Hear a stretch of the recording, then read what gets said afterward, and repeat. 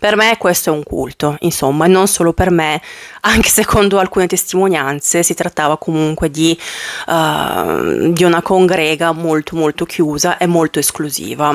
Ciao a tutti e benvenuti a un nuovo episodio di Urban Tales by Lilia. Lilia sarei io. In questo spazio parliamo di tutte quelle storie che hanno dell'incredibile, dal true crime ai culti fino a fatti insoliti. Se anche voi siete interessati a questi argomenti come lo sono io, vi suggerisco di iscrivervi e di attivare le notifiche, altrimenti non ci sono problemi. Vi ringrazio anche solo per aver interagito con questo video. Ora, la storia di cui parliamo oggi in realtà mi è stata raccomandata da voi perché ho fatto un piccolo sondaggio su Instagram. E il personaggio in questione è veramente assurdo perché è un misto tra una caricatura, megalomania e narcisismo, tutti ingredienti e elementi che poi lo hanno portato a fare delle cose veramente discutibili. Come sempre trigger warning, oggi parleremo anche di molestie sessuali, quindi se sono tematiche verso le quali giustamente siete particolarmente sensibili, vi suggerisco magari di saltare le parti in cui se ne parla di più. Comunque potete vederlo nei capitoli dell'episodio. Non ho una sigla, quindi immaginatevi che ci sia una sigla e iniziamo con la storia di oggi. La storia di oggi inizia in India, più specificatamente a Calcutta, nel 1944, quando nasce Bikram Choudhury. Bikram non sappiamo molto della sua infanzia, ma sappiamo che da giovane adolescente inizia ad essere molto interessato allo yoga e inizia a seguire gli insegnamenti di Vishnu Ghosh, che ai tempi era uno dei massimi maestri ed esperti di yoga. Bikram racconta di come diventa uno dei migliori sportisti nello yoga. Diventa talmente bravo che addirittura riesce a vincere 5 campionati di yoga di fila in India. Addirittura era talmente capace che proprio il suo maestro Ghosh lo mette tra virgolette in pensione perché la sua bravura non permetteva a nessun altro di vincere i campionati di yoga. Vabbè, lasciamo stare. Bikram, quindi, per lasciare dello spazio anche agli altri nel mondo dello yoga, inizia a praticare sollevamento di pesi. Un giorno però purtroppo ha un incidente quando un bilanciere gli cade sul ginocchio e quindi ha un infortunio che poi non gli permette di praticare nessun tipo di sport.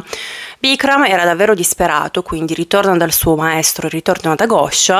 Ghosh lo riprende di nuovo sotto la sua ala e Bikram inizia a fare dello yoga intenso. Inizia a praticare dello yoga tra le 6 e le 12 ore al giorno. Dopo qualche mese, effettivamente l'infortunio migliora e Bikram si sente nella sua forma migliore. Bikram, anche sotto consiglio di Ghosh, quindi decide di andare negli Stati Uniti, dove, secondo le sue parole, andrà a curare delle ginocchia e delle ossa rotte. Nel 1971, quindi, Bikram atterra ad Honolulu e ha un incontro con il presidente Nixon.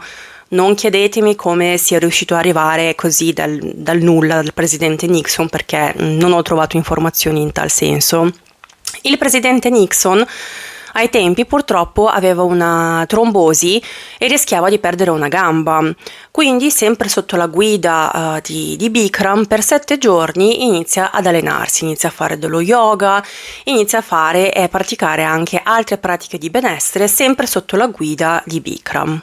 Il presidente quindi rinasce, non ha più nessun problema alla gamba e addirittura per dimostrare appunto la sua gratitudine nei confronti di Bikram praticamente gli regala il visto per diventare un cittadino degli Stati Uniti. Attenzione, questa è la testimonianza di Bikram in merito, queste sono le sue parole, lo sottolineo e dopo capirete anche per quale motivo. Da qui inizia l'ascesa di Bikram.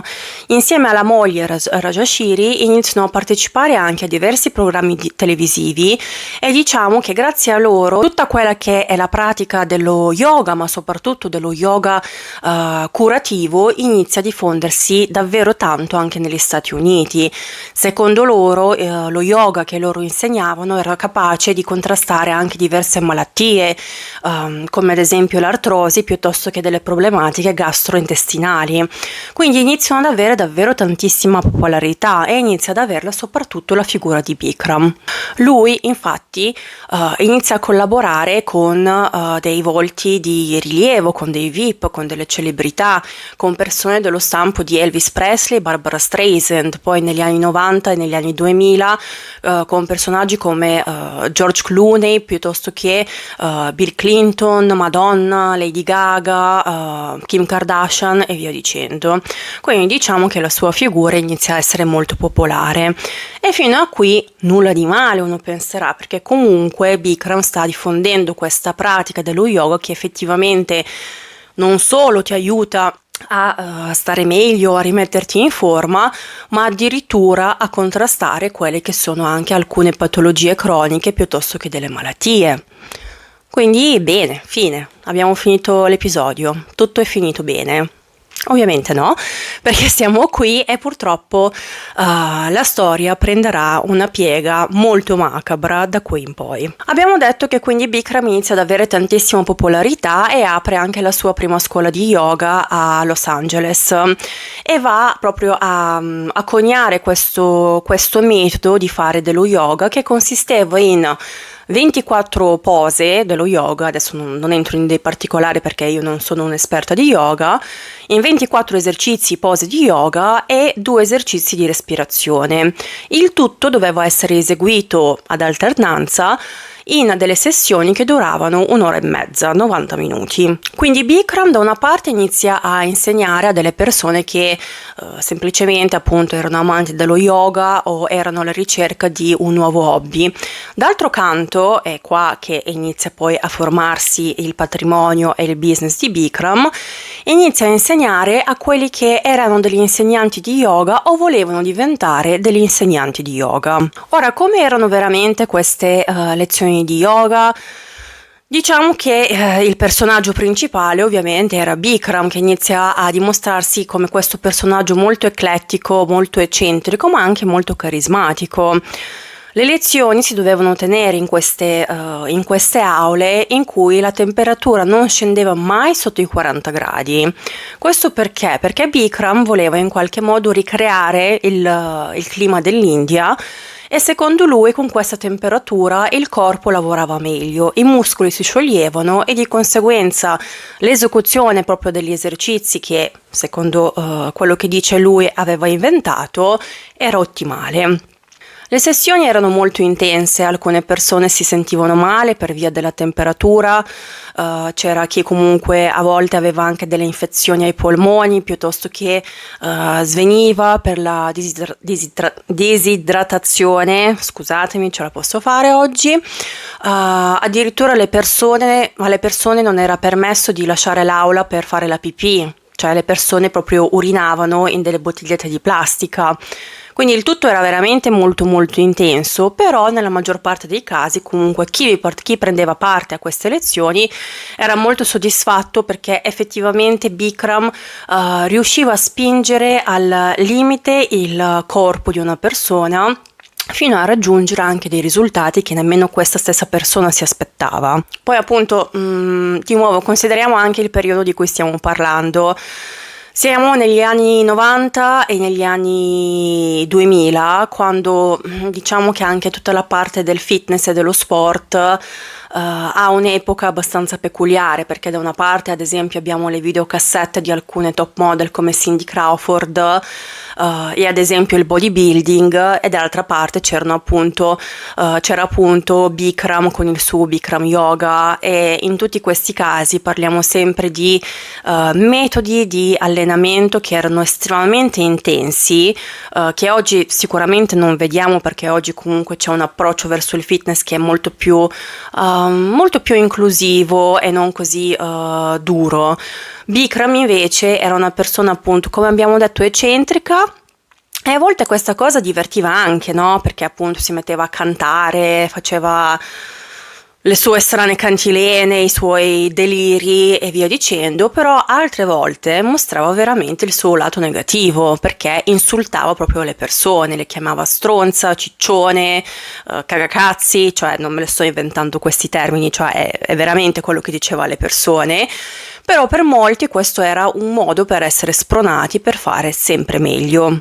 Oltre a questo però iniziano ad esserci appunto un po' di elementi anche abbastanza strani durante queste lezioni. In primis, cioè sta gente si allenava per 1 ora e mezza con degli esercizi estremamente complicati con 40 gradi. Bikram invece aveva questo climatizzatore per appunto mantenersi fresco. Inoltre, vedrò se riesco a mettere qualche foto qui, Bikram sedeva su questa sorta di trono, credo che sia una sorta di trono, che era in mezzo all'aula, sollevato rispetto agli altri, quindi era come se fosse proprio una sorta di re, anche se a me ricorda più un dittatore in questa posizione, però questa sono solo io. Poi diciamo che Bikram aveva anche i suoi favoriti. A queste persone veniva dato il permesso addirittura di toccare Bikram, ossia di massaggiarli, ad esempio, i piedi, le gambe e la schiena. Il tutto inizia ad avere veramente l'aspetto di una setta e di un culto. Ora ritorniamo un attimino alle lezioni che Bikram faceva a queste persone che volevano diventare degli insegnanti di yoga con il suo metodo. In cosa consistevano queste lezioni? I corsi duravano per 9 settimane e in genere prendevano luogo in diversi hotel e a volte potevano esserci fino a 500 persone che li seguivano. Ovviamente questi corsi non è che erano gratuiti, le persone che vi partecipavano dovevano pagare fino a $10.000 per seguire questi seminari. E ora, anche se la matematica non è il mio forte, 500 per 10.000 fa 5 milioni. Quindi direi che prendersi 5 milioni di dollari a botta a corso non è esattamente male. Quindi diciamo che quello che all'inizio appunto era un po' anche quello che sembrava una missione anche abbastanza nobile, no? Diffondere questo yoga curativo, e nonostante Bikram fosse questo personaggio eccentrico ma comunque anche abbastanza ben voluto dalla comunità dello yoga, stiamo arrivando a un vero e proprio patrimonio e business. Infatti Bikram non era il classico yogi che magari tutti quanti potremmo avere nel nostro immaginario. Lui si definiva un yogi all'americana, si definiva come il ragazzaccio dello yoga. Infatti non temeva nemmeno di far vedere quelli che erano i suoi beni. Spesso e volentieri si faceva fotografare per diverse interviste o per diverse riviste con i suoi gioielli oppure accanto alla sua Bentley, perché lui era ossessionato delle macchine d'epoca. Quindi possiamo dire che il business dello yoga sta andando alla grande. Negli anni quindi Bikram arriva ad avere più di 1 milione di allievi solamente negli Stati Uniti. Addirittura la sua comunità, tutto ciò che ruotava attorno appunto al Bikram Yoga, che era diventato un vero e proprio marchio, veniva chiamato The Family.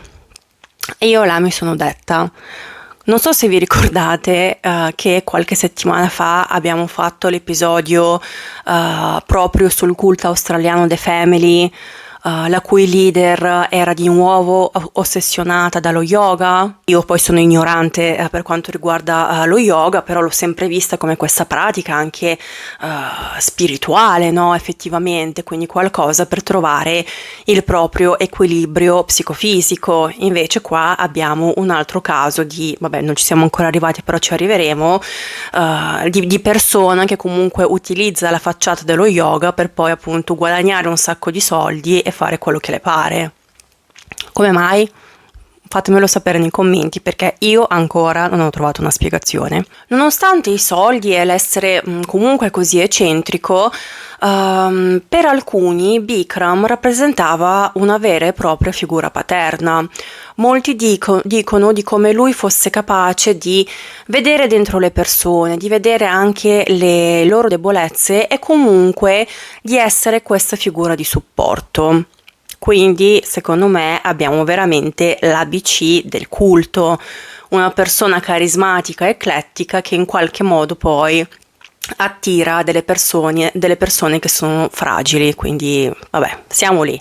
Per me questo è un culto, insomma, e non solo per me, anche secondo alcune testimonianze si trattava comunque di una congrega molto molto chiusa e molto esclusiva. Effettivamente si era creato anche una sorta di cerchio. Vi ricordate che abbiamo detto che comunque per aprire la propria scuola di Bikram Yoga prima bisognava passare un corso e avere la certificazione? Non solo, era poi Bikram stesso che doveva dare il permesso di aprire questa scuola, quindi doveva dare proprio l'approvazione per aprire la scuola. Inoltre, una volta che queste persone diventavano quindi insegnanti e avevano poi anche i propri allievi, no, a cui insegnare, individuavano quelle persone che secondo loro avevano del potenziale a loro volta di diventare degli insegnanti e di aprire la propria scuola di Bikram Yoga. Quindi si tratta proprio di un cerchio, di un circolo vizioso e, se me lo chiedete, onestamente anche di una forma di adescamento, perché le persone che casualmente erano sempre quelle più adatte, no, per intraprendere questo percorso con Bikram erano al 99% delle giovani donne. E da qui diciamo che la storia inizia a diventare macabra. Sarah Bone è una giovane interessata allo yoga che inizia a seguire tutto il percorso di formazione di Bikram, perché diciamo che ormai c'era questo passaparola che se volevi diventare un insegnante di yoga che fosse il migliore, dovevi per forza seguire il corso di Bikram.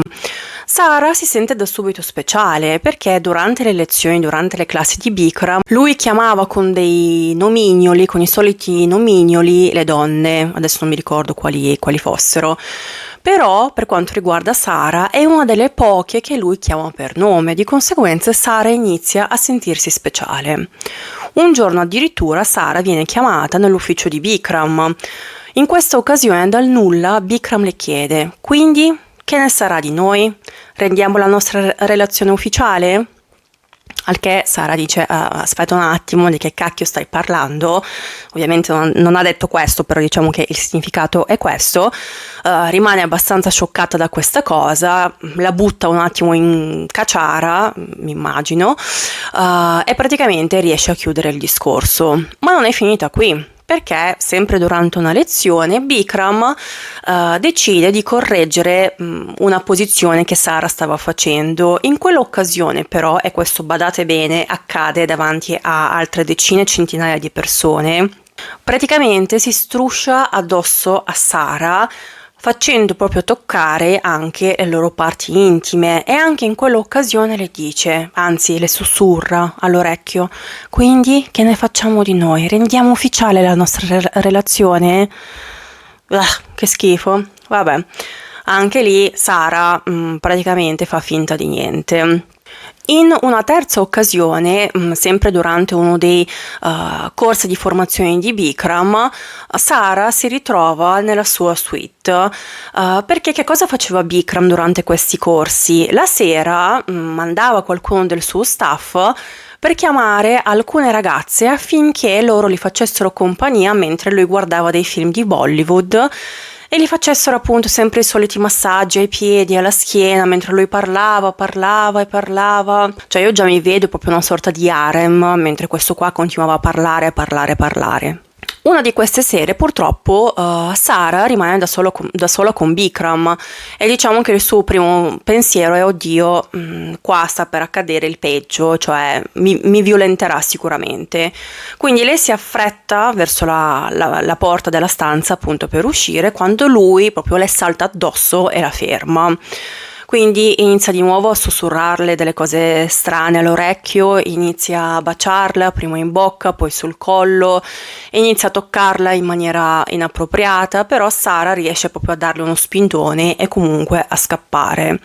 Sara decide quindi di raccontare l'accaduto a una persona dello staff di Bikram, perché ricordiamoci che appunto questo ormai è diventato un vero e proprio business, una vera e propria impresa, quindi ci sono diverse persone che hanno ruoli diversi proprio all'interno della organizzazione.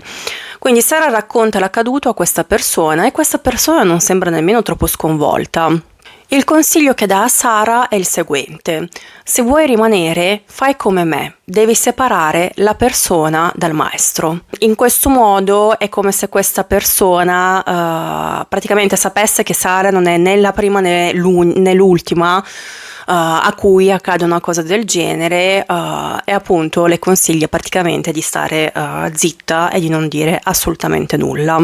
Passiamo ora a Larissa Anderson. Anche Larissa era un'insegnante di yoga, anche Larissa aveva preso parte di tutto il programma di Bikram per diventare appunto certificata con il metodo di Bikram Yoga, ed era diventata molto vicina anche alla famiglia di Bikram, quindi faceva parte di quella cerchia un po' più ristretta di persone che stavano attorno a lui.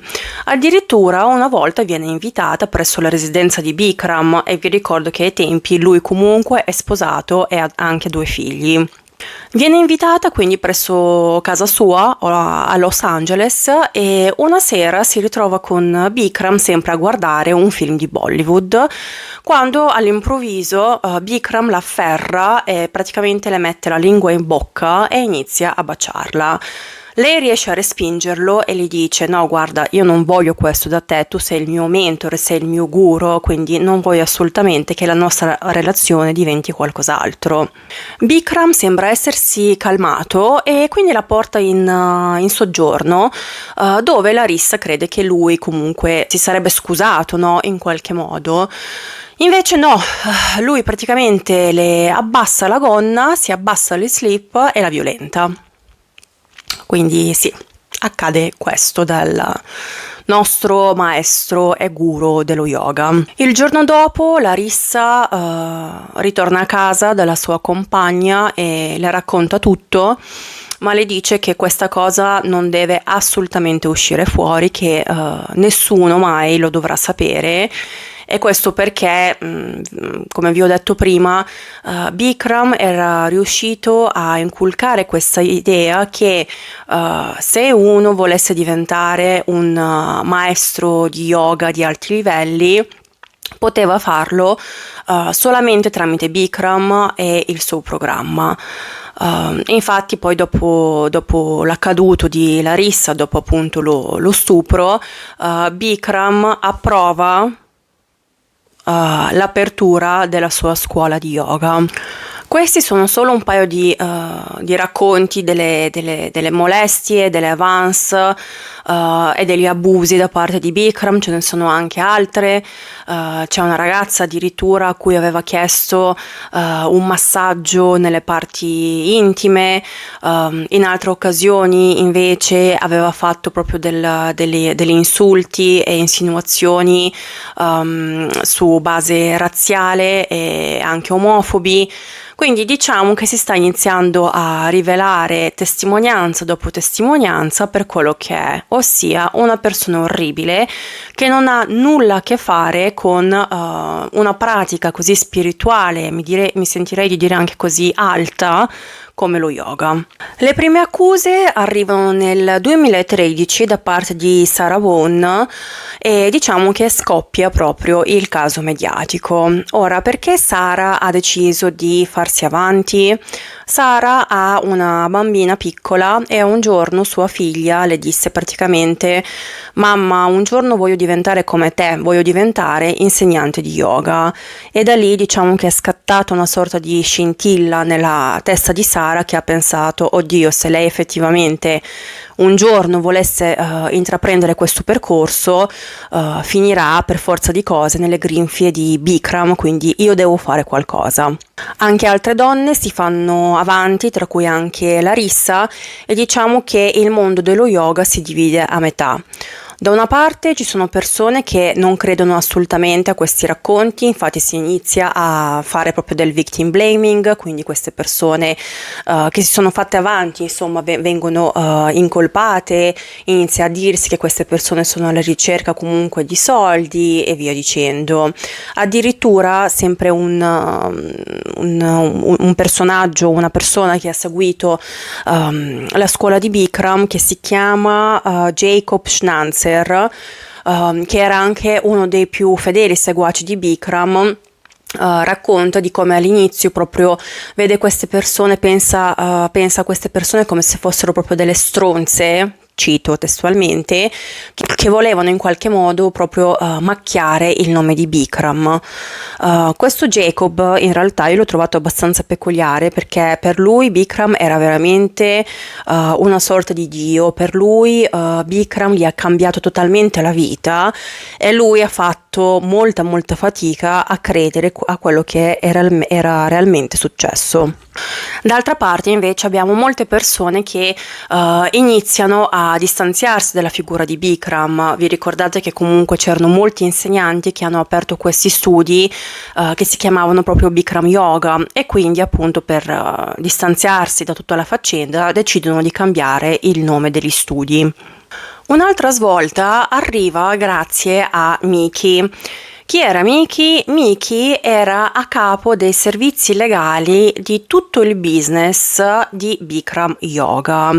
Quando appunto diciamo il caso scoppia e inizia ad avere anche una copertura mediatica molto grande, quello che fa Miki è andare dalla moglie di Bikram, Rajarishi, e dirle: ascolta, la situazione sta diventando un pochino particolare, non è meglio se magari Bikram non è più il volto del business, non è meglio se magari Bikram passa il timone a te?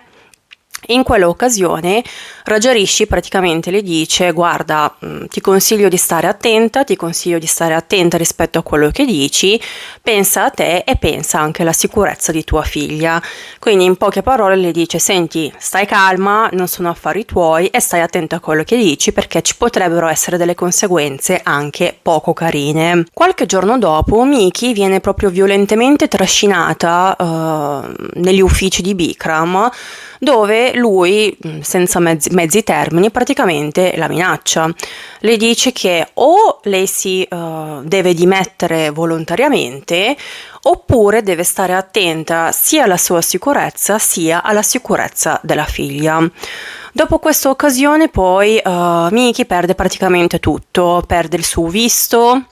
Lei praticamente era venuta dall'India per lavorare con Bikram.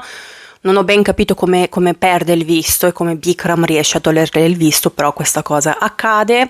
Perde praticamente l'appartamento in cui viveva, la sua macchina, perde praticamente tutto quanto. Miki quindi decide di rivolgersi a una sua amica avvocata, Carla Minard, che off topic io nel documentario che trovate su Netflix ho veramente adorato come personaggio. È veramente una tipa, cioè, spettacolare a livello di professionalità. A me è piaciuta davvero tanto, e Carla accetta di prendere in carico il caso di Miki con l'accusa di licenziamento scusatemi, adesso ve lo dico perché sto dicendo delle cavolate.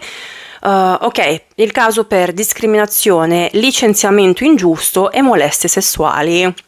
Perché sì, appunto, Bikram aveva tentato di molestare sessualmente anche Miki, giusto per rimanere in tema. Ma in tutto ciò, Bikram, come si dichiara, ha rilasciato alcune interviste che hanno veramente della follia e dell'assurdità. Quindi io credo che due virgolettati che ho riportato riassumono un attimino il suo atteggiamento in questo contesto che vi leggo adesso. Ad un giornalista dell'ABC dice: sono l'uomo più spirituale che tu abbia mai incontrato nella tua vita, ma tu non sei abbastanza istruito, intelligente, saggio o esperto per capire chi sono io. Ok.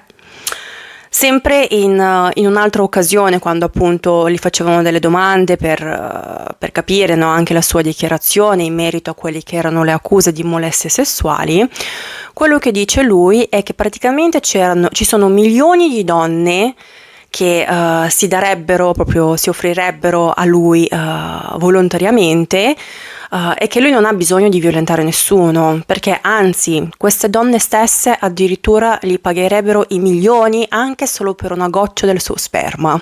In poche parole quindi si dichiara innocente, però Carla, l'avvocata di Miki, riesce a raccogliere abbastanza prove e di conseguenza viene aperta una causa civile per il caso di Miki. Bikram ovviamente si rivolge ai migliori avvocati, anzi cambia addirittura 7 team di avvocati che fanno di tutto per rallentare la sua deposizione, che di conseguenza rallenta anche il processo. Poi però si arriva anche a una sorta di deposizione e per quanto riguarda sia la deposizione sia poi il processo in sé, io di nuovo adoro Carla Mannard perché cioè proprio si vede che Bikram letteralmente odia le donne e mi spiego meglio. Ogni cosa che lei diceva, lui la insultava in qualche modo. Dato che lui era proprio abituato, no, a manipolare, a soggiogare delle giovani donne che magari erano anche ingenue per certi versi, quando si è ritrovato questo mostro di avvocato, vedevi proprio la rabbia e l'irritazione nei suoi occhi e questa cosa proprio mi ha rallegrato la giornata. Infatti anche Carla stessa lo definisce come un clown stupido però anche pericoloso e secondo me questo riassume proprio il suo personaggio. Inoltre, quando Carla effettivamente vede che Bikram è estremamente irritato da lei, lei decide che questo effettivamente poi in aula durante il processo può giocare a favore per il caso di Miki. E così è, perché quando viene appunto interrogato in aula, uno appunto fa delle osservazioni stranissime nei confronti proprio appunto di Carla Mannard, del tipo della serie che non li deve passare da dietro, non li deve camminare dietro perché sennò lui si agita e giustamente il giudice le dice no, guarda che lei può andare dove le pare, dove le piace, ma poi ad alcune domande cioè dà delle risposte proprio strane. Perché prima del processo che cosa aveva fatto lui? Lui aveva divorziato sua moglie, però tutti dicono che si trattasse effettivamente di un divorzio falso, solo di facciata, in modo che tutti i suoi beni di Bikram passassero sotto il nome di sua moglie, Rajashari.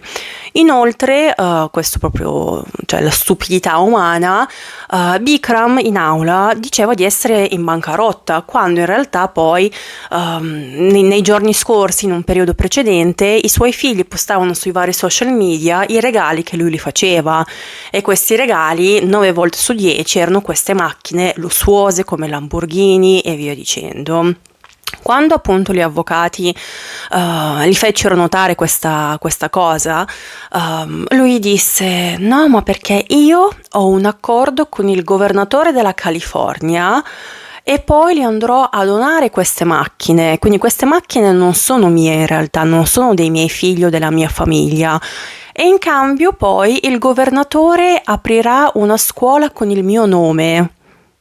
Cioè, ma proprio dei deliri allucinanti.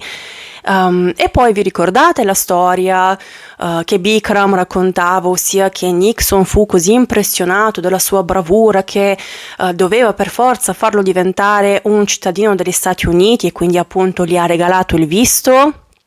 Gli avvocati praticamente hanno scoperto che di questo incontro specifico in cui Nixon dice questa cosa non c'è praticamente traccia. Insomma, in questa occasione Bikram conferma di essere un bugiardo, un manipolatore e un megalomane. Comunque, ritorniamo al caso. La giuria delibera per 1 giorno e mezzo e Bikram viene trovato colpevole e di conseguenza deve risarcire $7 milioni a Miki.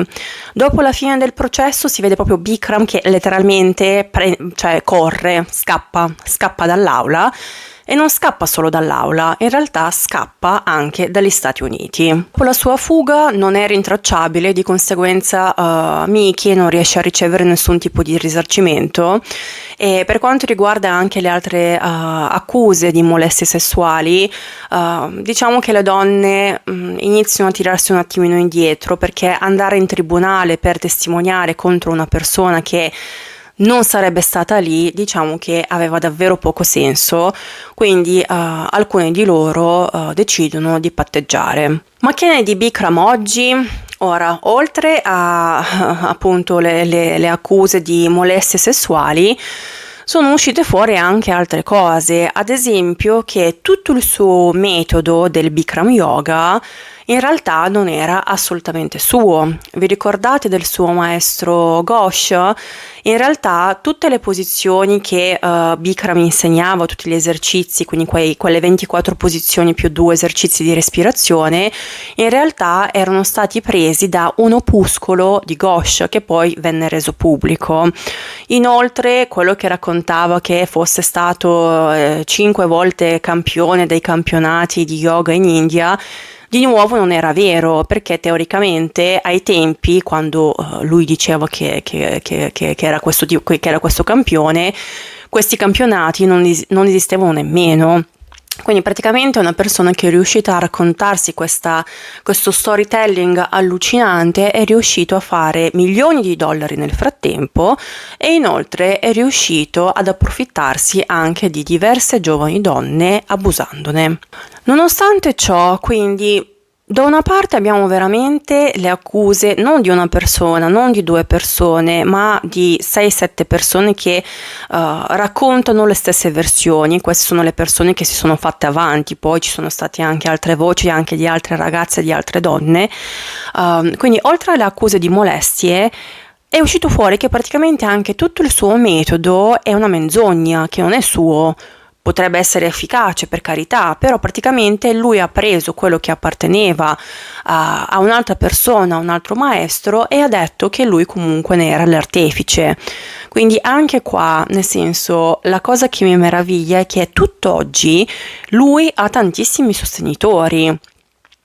Lasciamo stare il fatto che magari, ok, poi questo è una cosa soggettiva, non credono alle accuse di molestie, però il suo metodo è in realtà una menzogna, quindi quello a cui stai credendo in realtà è una menzogna. Nonostante tutto, addirittura nel 2019 Bikram ha tenuto diversi corsi, sempre appunto di formazione per insegnanti di yoga, in Messico e anche in Spagna, e addirittura nel 2023 fu invitato in Canada per una conferenza solo yoga. Ovviamente si è scatenato un putiferio considerando quelle che sono le accuse nei suoi confronti, e poi questo evento è stato cancellato.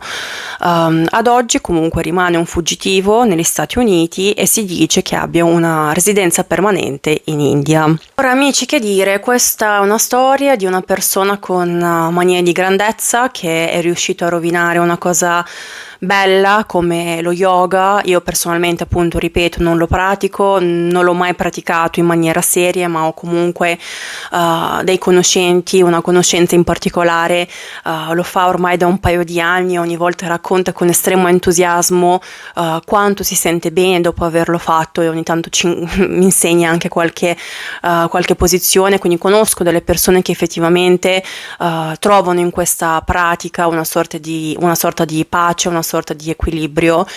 Lui invece è riuscito a rovinare questa pratica per molte persone, perché poi le persone che sono state abusate, ma poi anche altre persone che teoricamente erano suoi seguaci, hanno deciso proprio di allontanarsi dallo yoga per sempre, perché ecco, non riuscivano più a praticarlo, ad averci a che fare dopo quello che era successo. Poi di nuovo, questo è un personaggio con tantissimi strati. Vi consiglio di vedere il documentario su Netflix, vi lascerò proprio il nome in descrizione e anche qualche altro articolo se volete approfondire.